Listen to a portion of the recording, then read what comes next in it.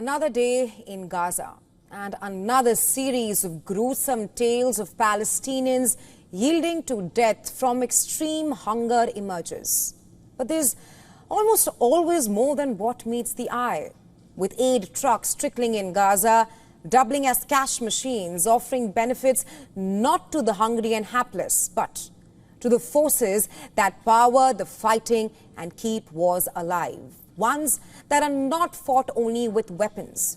As per a report by the Wall Street Journal, aid trucks meant for distributing food, water, fuel, medicines and other supplies for those in the conflict zone are increasingly acting as cash centers for warlords, militias and authoritarian regimes, instead of those needy and starving.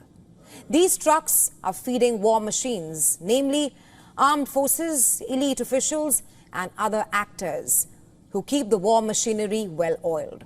For students and youngsters in Gaza, their dreams and ambitions are marred by the daily hunt for food amid constant struggle for survival every single day in Gaza. The voice of youth is not heard in Gaza. We have been saying this for a long time, that we want to live, we want to get educated, we want to travel. Now we are saying that we want to eat. Before the war, we had really high ambitions. It was so high to the extent that we were thinking that we want to travel, benefit our society. We were thinking of making things. Now all our thinking has gone downhill.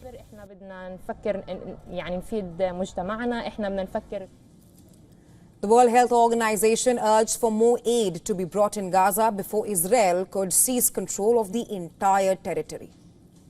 We want to make sure that hospitals are at least a little stocked up.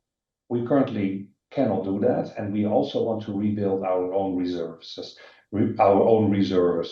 And we currently are not able to do that in a proper way. Getting aid into Gaza as is rather monumental task in itself. Procuring it even more so, with chaos setting in and ordinary Palestinians scrambling before aid sites, walking kilometers just to secure a single one bag of wheat. As per Gaza health authorities, hundreds of people have died and hundreds more have been wounded since the new food distribution program run by Israel-backed foundation known as the Gaza Humanitarian Foundation began nearly 2 months ago.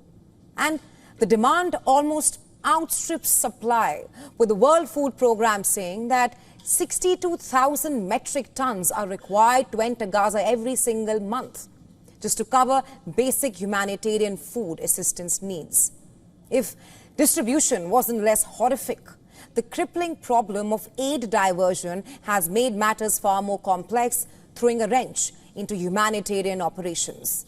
Imagine the very same aid meant to bring relief and respite to those in need is now being taxed and weaponized and used to pit one against the other, misplacing beneficiaries and adversaries.